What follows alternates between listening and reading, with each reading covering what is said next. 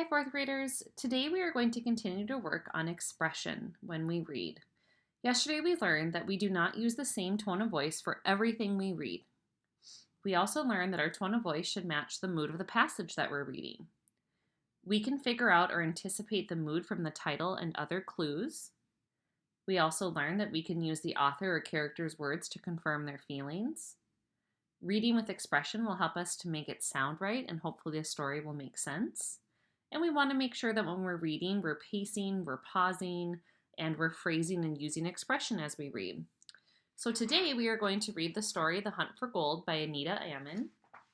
And I want us to look at the title and look at the picture to try to anticipate what the mood of the story would be about. So our title is called The Hunt for Gold. Okay, well, when I think about hunting for gold, that would be an exciting time because I'm on a search, I'm on a mission, I'm looking for something. And we know that gold is worth money, it has value.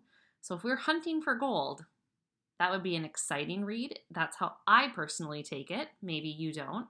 I'm looking at the photo and I see these two kids, and I'm thinking that they're probably at the beach.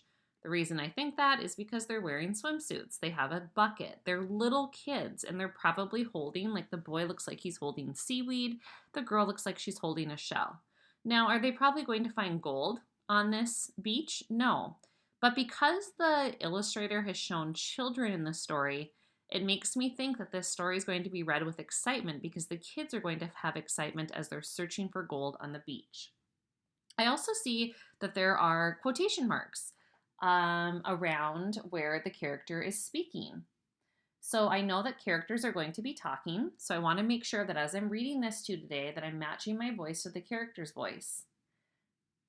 Okay, I also need to make sure that as I'm reading that I change my voice, my face, or my body to match what the character is saying when I read.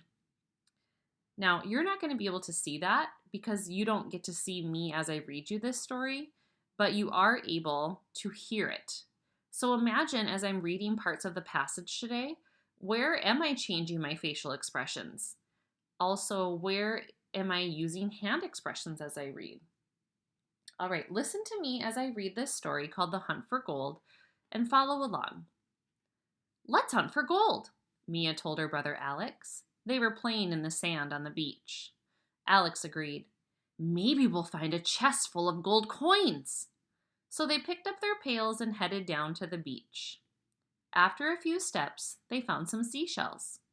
Mia put some small pink shells in her pail. She shoveled some sand into her pail too. I'm going to draw a picture of the beach, she said. I'll glue the shells and sand to my picture. They kept walking. Soon, they found some seaweed.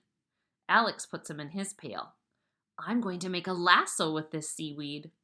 Mia put some seaweed in her pail too. I'm going to make a jump rope. They kept looking for gold. After a while, Alex frowned. We didn't find any gold. No, but I see a whole dollar, Mia cried, racing ahead. Really?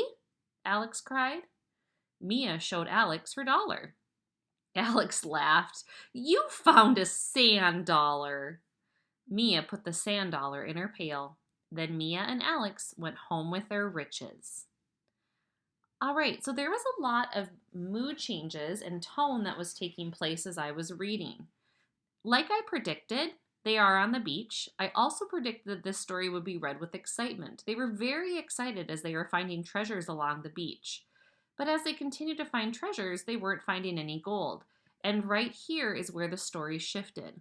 When Alex frowned and they didn't find any gold, his face would have drooped and he would have read it like this. After a while, Alex frowned.